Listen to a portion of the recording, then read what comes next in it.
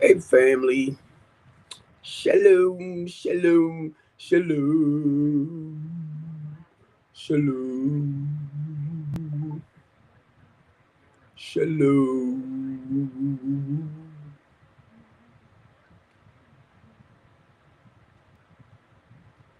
This is really sad.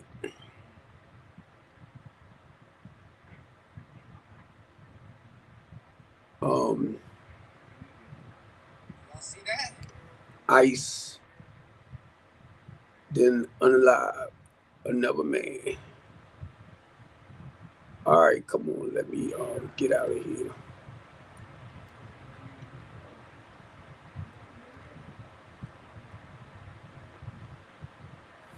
Sad,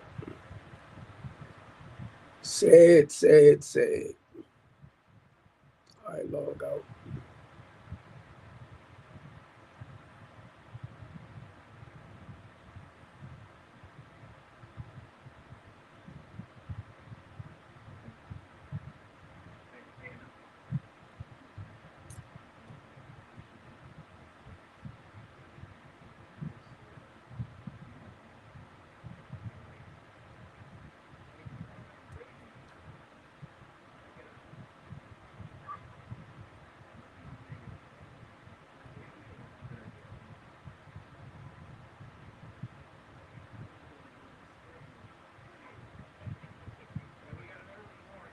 I'm sorry, family. I'm just checking to see if my is my restream streaming.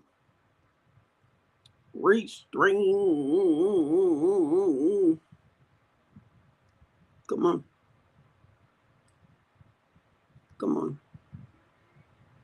Come on. Where's my Twitch?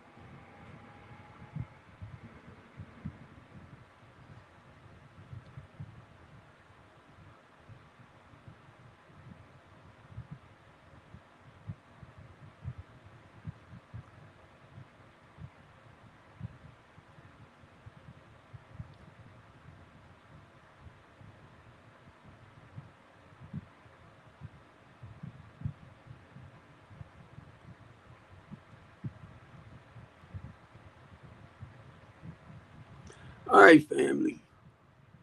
I was just checking my look. This is the Team Talk Show. All right, parents. Let's talk. Let's talk. Let's talk. Come on, parents. Let's talk. Let's talk. Let's talk.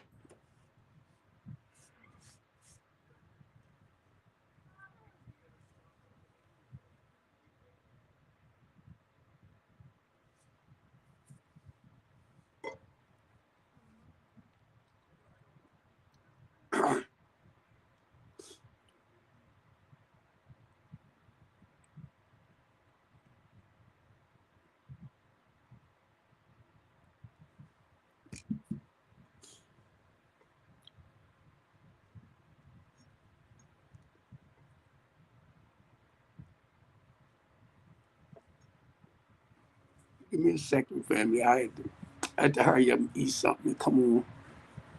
Let's talk. Let's talk. Let's talk.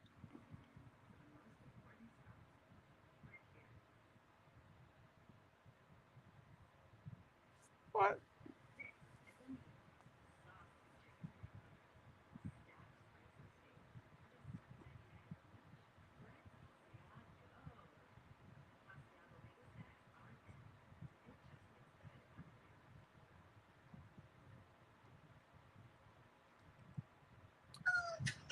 Stop playing.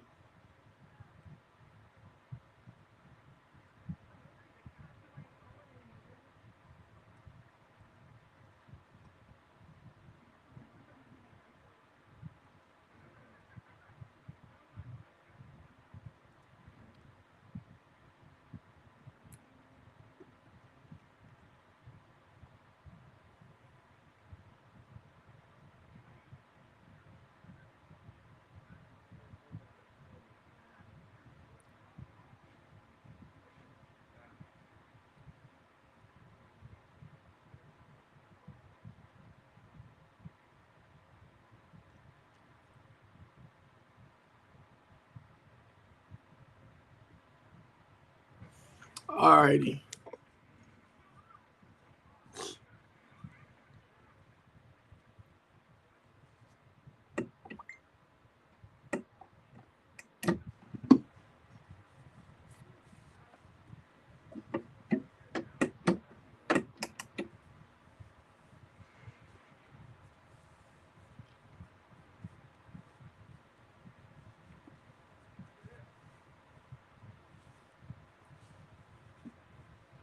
Nope. I am not a Muslim. I'm not a Muslim.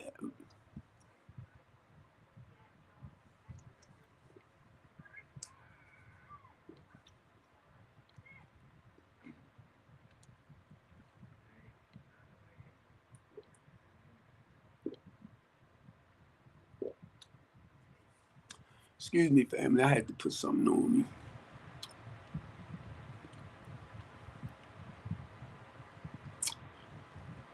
Welcome. Welcome, welcome, welcome. Baltimore City. This is the Teen Talk Show. A lot of you know, some years ago,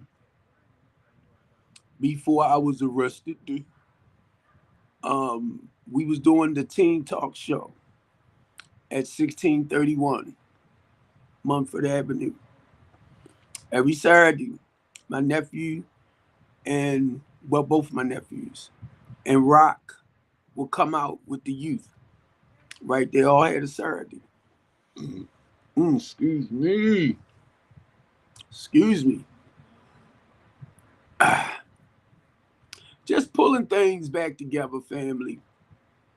And the way I'm looking at it, I was talking with Gorgeous, right? She's 22. And I was telling her that I want the parents a little involved in the conversation too. If the youth come up and want to talk, that's fine. You know, that's the point of giving them a voice, right? But if the parent is like somewhere around, I really want you to listen. And my thing is, don't judge them.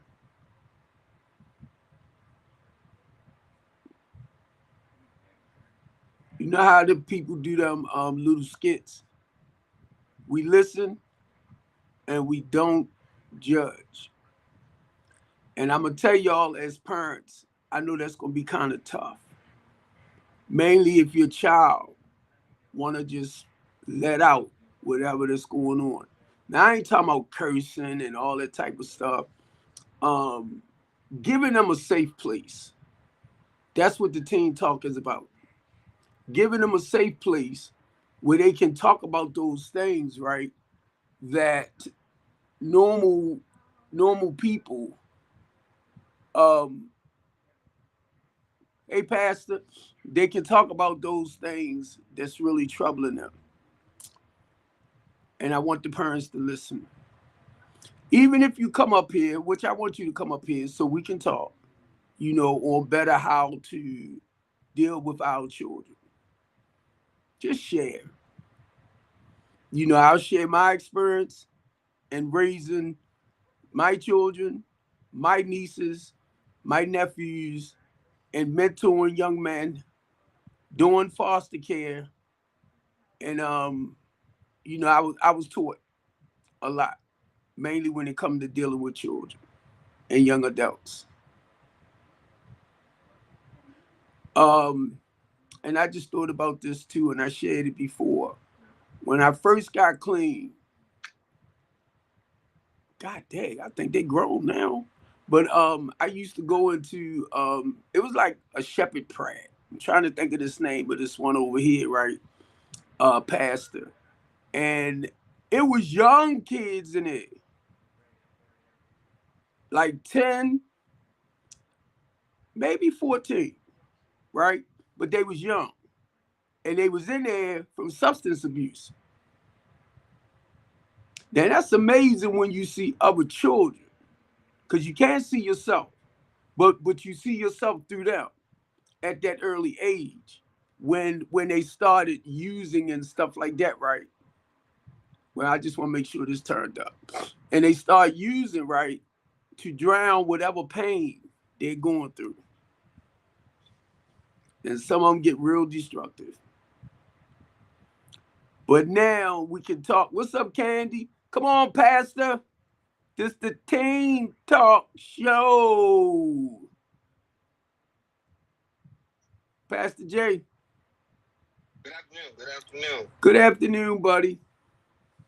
Yeah, I I'm a strong advocate for the youth because the youth they need a safe space, especially inside the church. I feel like growing up, one of the biggest things I struggled with was the church knowing my business before I wanted them to know my business because that's the type of family I had. And when I started mentoring some of the youth at my church, the first thing I always would tell them is that if you have anything that's going on with your life, you can talk to me. And when I say talk to me, I mean to me. I mean that this business is not going to be between me, you, and the church. It's just going to be between me and you.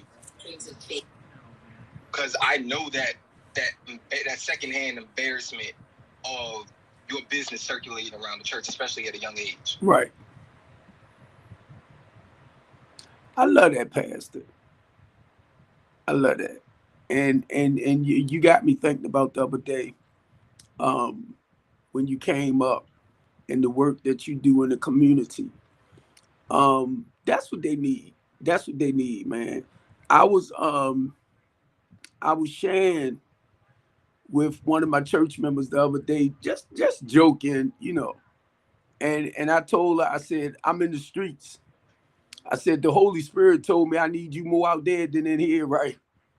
And she bust out laughing because you know some of us are so involved in the church that we don't do like outside ministry as well. Some do now, some do because we have Matthews 25 at our church, and they go into the prison. They help the homeless and the less fortunate, and that's one thing I can say, Pastor. My church, they do what they do, but now it's the youth that needs that extra loving and caring and kindness.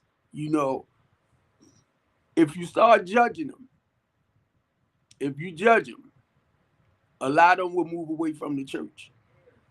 You know, and I'm gonna let somebody else talk, but I just want to say this, and this was years ago, Pastor. It was this young lady with an alternative lifestyle. You get me? And she got judged. But I told her, I said, let me tell you this, don't you ever let nobody stop you from getting to know Jesus Christ. I don't care what your lifestyle is. You know, because the thing is, Pastor, you know it. If he want to change it, he'll change it. But most importantly, you have to be willing to change. It's you. But I think somewhere along the line she had a baby, and I haven't seen her in years. And I'm looking at my daughter. My oldest stepdaughter is like 30, so they all around that age. They all around that age between 30 and 35. But that's what I tell our youth, man. No matter what, do not let anybody stop you from getting to know Jesus Christ. Come on, you. Yeah, no, don't let anybody stop you from knowing Christ. He is our Lord and our Savior, you know. You just gotta, like for me, I don't really care what other people think because I'm gonna do my own thing. Right. Right, I read the Bible. For me, I don't even go to church. My family's actually Catholic. Went to Catholic school, and my fiance, he's Catholic as well. But I choose to be Christian. I don't worship false idols. So yeah, just do your own thing. As long as you have God in your heart, that's all you need. Yeah. Candy, I seen you sent me a video. I don't know what happened. I couldn't see it. I was trying to go live earlier, and I was seeing if I was trying to get people to come in, but not a lot of people did. So I was just like, all right, I'm getting off. Yeah, because it sent me a message. It said Candy recording. So I hit it and then you was gone. But how you doing today? Oh, I'm sorry. Come on. I actually deleted it because I'm like, since there was no people coming in, I'm like, all right, well, I'm just gonna delete it and then I'll do another one. Yeah, sometimes, mainly for what we do, right? Some people it's hard for them to find a safe place. And that's why I be posting little stuff just to let them know the couch talk, the team talk. This is a open space for you to come. Thank you, Hugh. Thank you, Pastor. Thank you, Candy. Because number one, I know if somebody come up here and they going through some things, I know they're gonna be comforted. I know they're gonna be prayed on, you know, and that's what I love about this group. I had to kind of force myself because I really don't want to tell y'all, but I've been sleeping at night. Normally from like at night till in the morning, I'm up and then I'll sleep during the day if I don't have nothing to do, right? Man, this magnesium complex, I'm gonna take it around 8 o'clock because I know I'm gonna be gone like about 12 or 11. And I love it. I feel well rested, you know, and the goal is past. I'm trying to do some things to get that iron back in my body. Um, I did not know, family, that the pancreas has what is it? They call them the little some little worm things in it. They got another name for it. So I'm trying to take something to knock them out. Wait a minute. What is it? Bottom was on here talking about it the other day. Hugh. That's in the system. Huh? What about worms? Yeah, but it was another name for it. That's in your like in your system and wait a minute. Ringworm? No, I'm trying to get it. I thought about him too. But Rabbit didn't went live yesterday? No. Oh, you mean in the past? Right. Yeah, I ain't go live for a couple of days. I called myself coming on, but it's like, yeah. I copied your giving our youth a voice, and I copied the other ones too. Are the kids parenting, and then you wrote one with the slavery thing on it. So I I just put this one up so we can just talk a little bit. But I said next time I'll throw one of them up. Yeah, start putting the Cash App on the screen though. I was thinking about that too. Let me see. Might have to go above my head or down there with my name. I think maybe by your name. I think that works better. Oh, because you already have stuff like over your head. You don't want it to be too cluttered. Right. I'm kind of looking at it. I said I was gonna make a little video.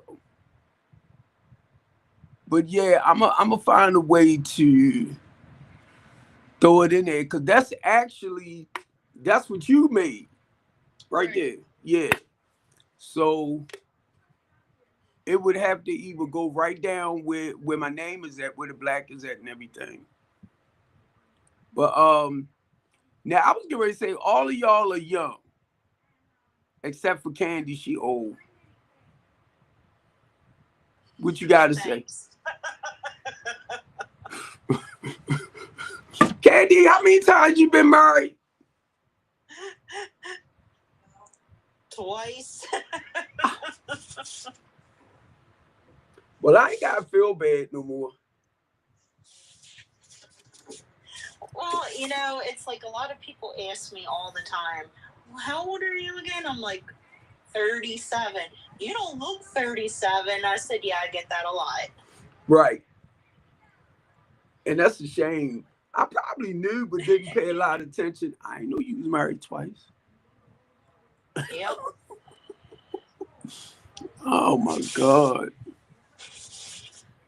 Whew.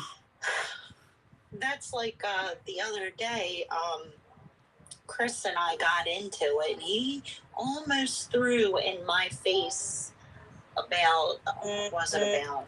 Oh, about, I don't know how anybody can put up with you, but I know I'm the only one that can. I said, you can stop right there, because we're not going to go there.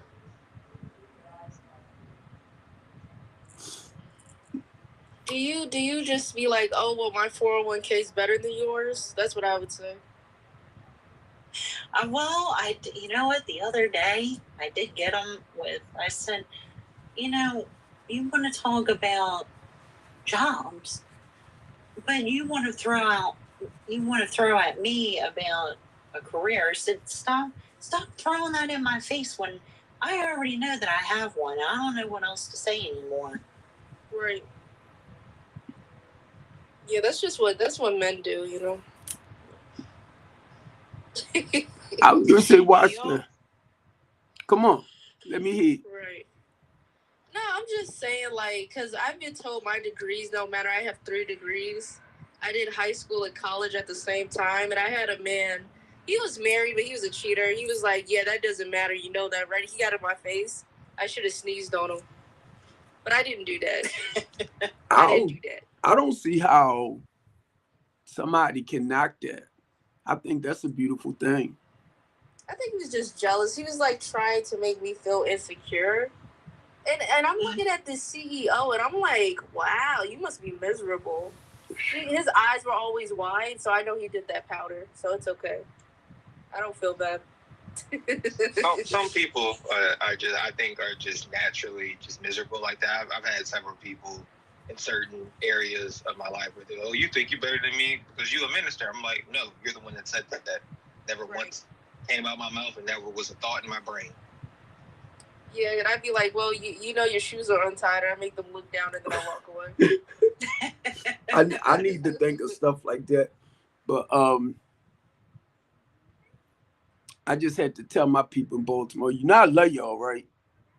I love y'all. Yeah, I be sending little stuff over to my Facebook page. Mainly, the only reason why I do that because of the Republicans that I know. So I be picking with them, right? Look what y'all did. Look what y'all done done. But I wanted them to know y'all voted for them. But ICE, another one, took out another one. My biggest fear with all of that, and it's not a fear, it's just something that people might start retaliating against them. And that's what he wants, so he can invoke the insurrection. That's what I was thinking about, Pastor. I was like, wait a minute.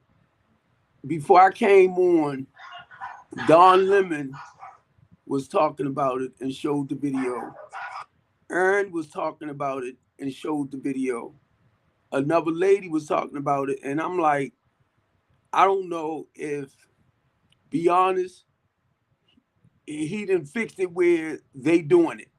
Like, I want y'all to do this. He probably didn't talk to him personally himself, but somebody got in their ears, you know. And I'm just saying, for me, knowing the games they play in politics, right? Sometimes I gotta shut my mouth past it.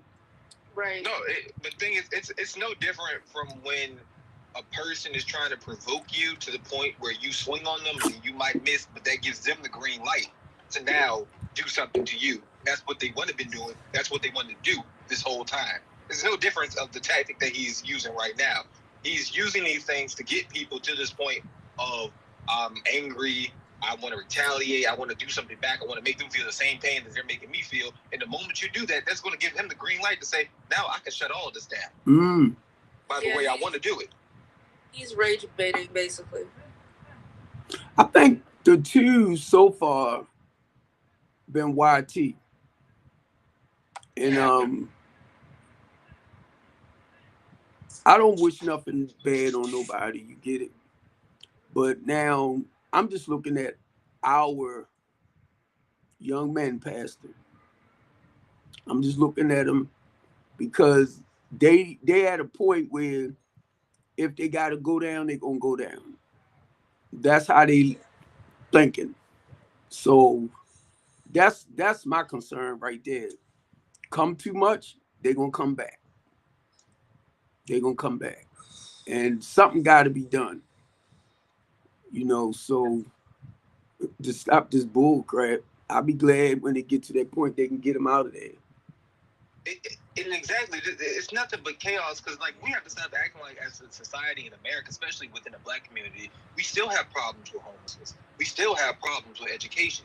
We still have problems with crime, whether we want to realize it or not. These things still exist, but yet everything's being focused on the shenanigans of this administration, and it's just it just makes no sense. There are other things we don't domestically need to worry about. Right. Right. That's what I would say. Because people are like, oh, are you going to go outside in March? I'm like, what the, excuse my language, what the hell do I look like doing that? I'm not doing that. And I saw a video of a Black person, you know, protesting for them. And somebody, I guess they were Venezuelan, saying, hey, Negro, but the hard ER. He said, you know, you're in like hard, you know what I'm trying to say, right? Right. And it was so bad. I was like, I will never in my life do something like that. I'm sorry. I can't do it. Like, in the cold? Yeah, people worried about civil unrest. There are people trying to worry about where their next meal coming from, living paycheck to paycheck, because of the economy that this man has put them in. Yeah, and Black unemployment, because I was actually affected too, it is so high. And you know, when I was at my last company, I tried to get the Black people, you know, like the Black Sisterhood. They all betrayed me, and I guarantee you they don't have a job now. Because that's Black how bad unemployment is at 8.9%. It is beyond the pale bad. Like, they're offshoring all the jobs. They're giving it to HB1 people. So they're immigrants on a visa, right? And like, yeah, it got to the point where I barely had work at work. Like, I was just sitting there looking pretty. And I tried to warn them. I'm like, sister, like, you gotta make some moves. And they all just kind of brushed me off. I guarantee you they suffering. And it makes me a little happy. I'm not gonna lie. Because it's like they reaping what they sow, huh? Right.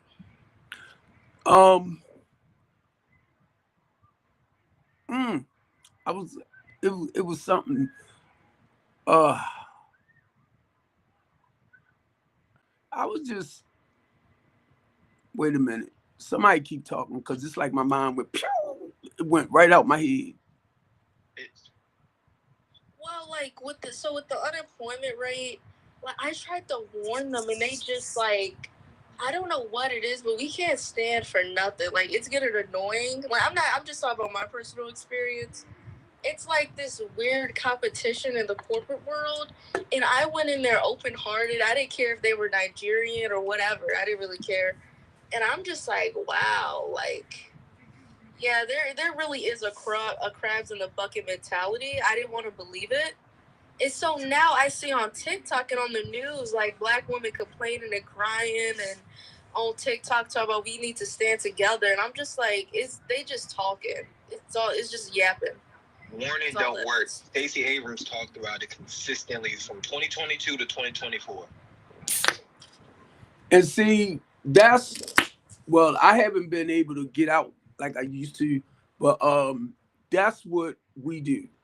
Protests, marches, well, rallies, stuff like that. I know Candy because of what I do in Baltimore City, and I don't know if I told you, Pastor. 2 years ago, March the 12th, 2023. So this March would be 3 years. I got arrested. 2 YTs, one created 14 charges in a fake police report. And then the detective got mad at me because she asked me a question. I was amazed. I was amazed because I was in an interrogation room. So I was amazed. She was like talking to me. And I'm not the one you want to ask a question because I'm trying to get better past it, giving you a straight answer. Because she asked me a question, I gave her a 2-minute speech. Then she asked me something again, I gave her a 2-minute speech. She said, that's all you got to do is say yes or no. I said, no, I won't. You asked me a question, I'm explaining. And the way I knew she was mad, she created 3 charges in a fake police report, right? So I had 17 charges all together, which name got 34. And then 2 fake police reports, right? Anyway, they kidnapped my butt, pastor, and hid me for 11 months and then put me on home monitor for 13. I just came off a home monitor March the 28th of last year. But anyway, it was suggested that I back up and get a PR to speak out for me because, basically I'm a target. But Pastor, it ain't nobody but God. Because, when I went, he took me to Genesis straight to Revelation. I would get up every day and start reading it right at 7 o'clock. And basically all it boiled down to is the system. How? And I said this, and I know Pastor. Politics. Well, religion. I say organize now. The corrupt ones. Enslaved and oppressing the people. I was like, huh? And he was showing me they the same. But now I'm saying organize. Not your regular church or community that does what it do. But then I started seeing it right. And this is basically what we speak out against. The corruption, the system. So it was suggested to me to stand back, focus on the business, and get somebody to speak out for me. So that's where I'm at. I'm gonna get me a one of them little folding chair, Pastor. So when I do go to these protesters or certain things where I could sit there and be like, get him, get him, get him. I'm wear a protective mask. That one too. Yeah. That one too, because I'm gonna tell you, I got to crying the other day, Pastor, when I looked at Martin Luther King and the stuff he went through. And I sat up here, right, and I started crying. I never in my life thought I would be over here doing what I do. And he's like my role model, and I watched him and tears started running out my eyes, man.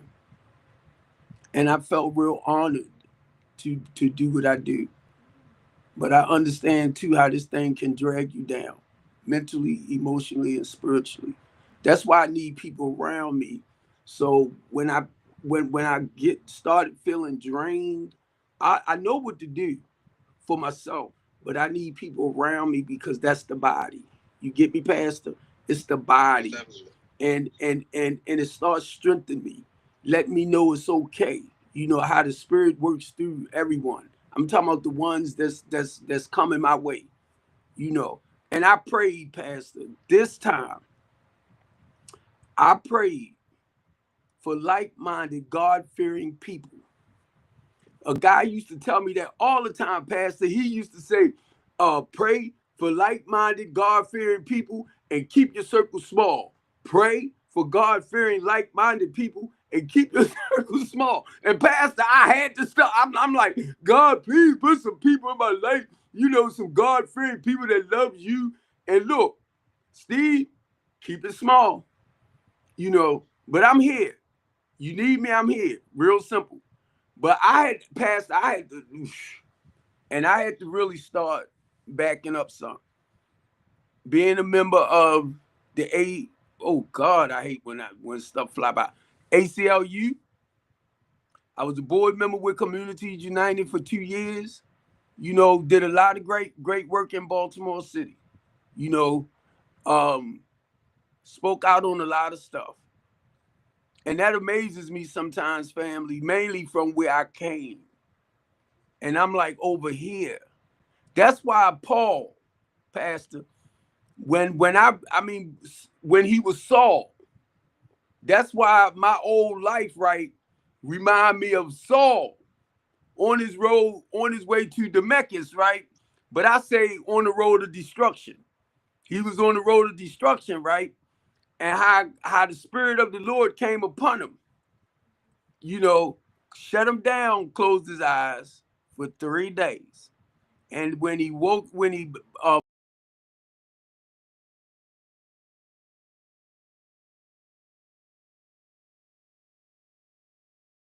so much of my past life and the new life.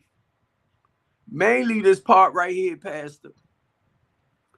Paul said, it's the good in me I ought to do, but it's the evil in me I keep finding myself doing. And I said, oh my God, by him being on the ministry, by him being in the ministry, he struggled. And that thorn that was in his side, right? He struggled. But he never stopped doing what Christ called him to do. And that's how I look at that. He kept going no matter what. And I'm like, wow, Steve, no matter how you stumble and fall, never give up. Never give up. Never give up. And that's what people like Paul, man, helps me understand. Come on, Pastor Candy, where you went? The reason why you never give up is because your nature's been changed when you were born again. One thing you'll hear me do is reference my grandfather a lot because he taught me a lot of things, and I've heard a lot of one-liners from him over the years. And one of the biggest things that stuck out in a sermon that he spoke one time when I was a child, I'm talking about an itty-bitty child. I think I was still in grade school. And he said, he got up on that pulpit, and he said, you can take a hog, wash him up, and put him in a silk suit. He'll jump and slop the moment he sees it because his nature has never been changed. You can sit there and not deal with the things in your life and try to mask it, put yourself in a nice suit for Sunday, try to get up there and speak some elegant words, but if you don't actually do the work in your actual life, the moment you see slop, you're going to jump right back in it. I love that. I love that. We got a lot of people out here that give off the perception of doing the work, but not actually doing the work. And you know what, Pastor? I didn't want to touch it. But I was sharing that the other day, right? No matter. Well, actually, it was about Jamal Bryant and Pastor Wooden. And Pastor Wooden put out something about building back up in the community, doing things with the youth. And I made a comment on it, right? But I shared something in a positive way to him, because if you really about it. Get out there, because there's so many people. And don't wear your suits and your ties. I just thought about that one too, Pastor. Normally when I'm out, I wear a yellow vest, right? A workman's vest, because you want to feel as normal as possible to them. If you come out there with a suit and a tie, back in the days, we used to call you a geek or a nerd, somewhere along that line. Now, they're going to look at you and they're going to feel like if they got to change, they're going to look like you with the suit and the ties and stuff. You don't want to present that to them. But I was hoping, well, I pray the statement that he made, he will get more involved. You know, Jamal Bryant is doing Jamal Bryant. God already knew. I try not to touch him, you know, as far as whatever he tends to do from time to time. I try not to touch him, because no matter what, he has a message. He has a message, right? I love when he was doing some things a long time ago and it blew up in Baltimore City. And he was on with Ayana Van Zandt, whatever. I'm jacking the name up, but I think you know what I'm talking about. When he actually started talking about his stuff, I was like, thank you. Because, you know, a lot of them fall down. Some will back up. Some will continue moving. And I thought that was amazing to me, because we look at people, pastor, and we look for pastors, ministers, elders. If they in the ministry, in the body of Christ, sometimes people look at them like they perfect. They should not make mistakes. We fall down. Now, I can say this now, pastor, and talking.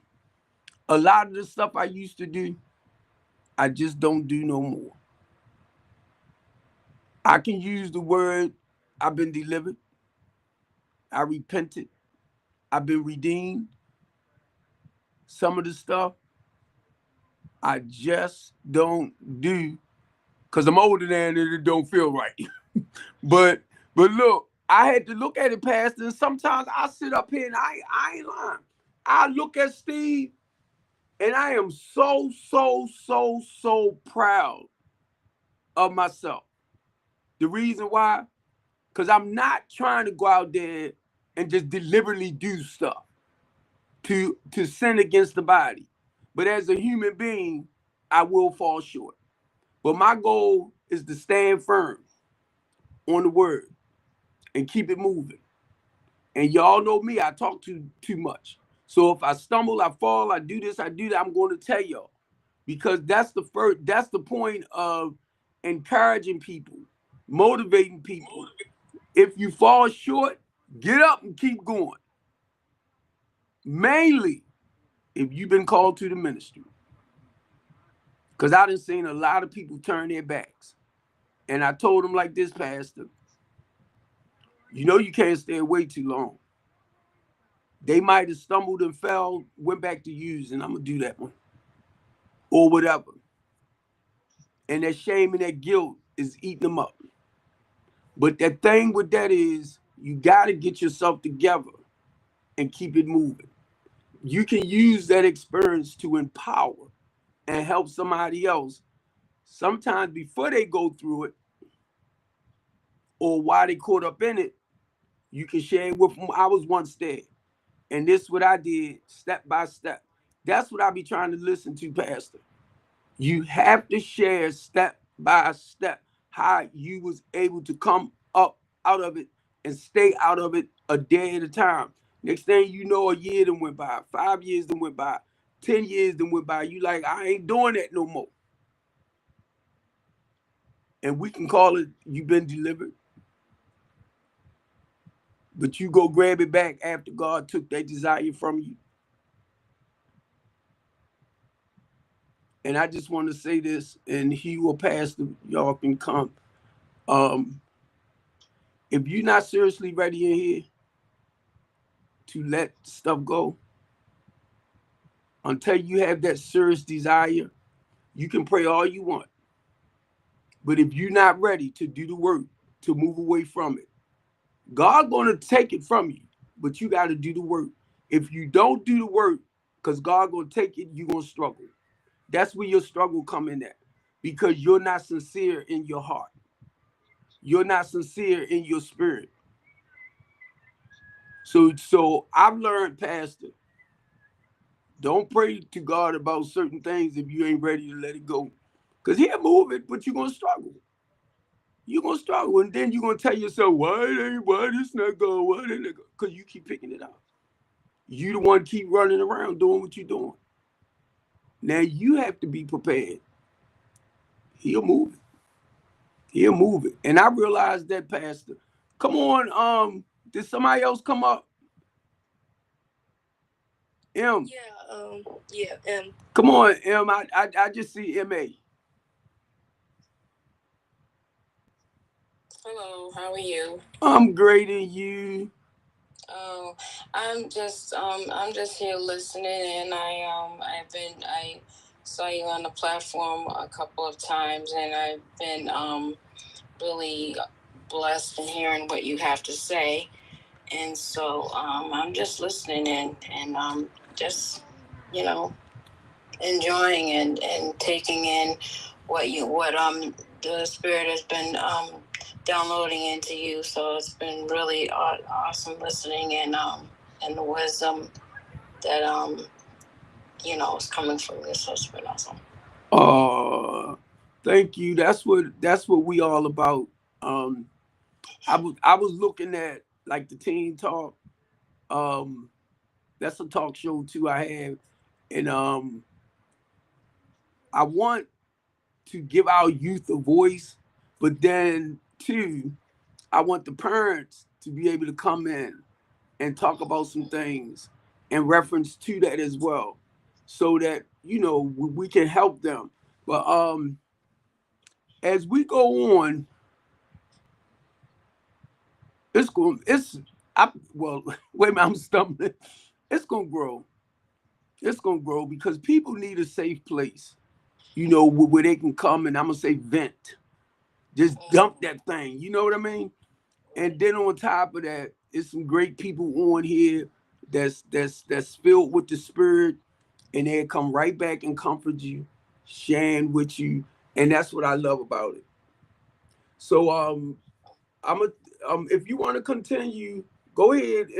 Give me your whole name, because I just see Miss A. Hunter. Miss A. Hunter. Okay. Yeah. I had to come closer.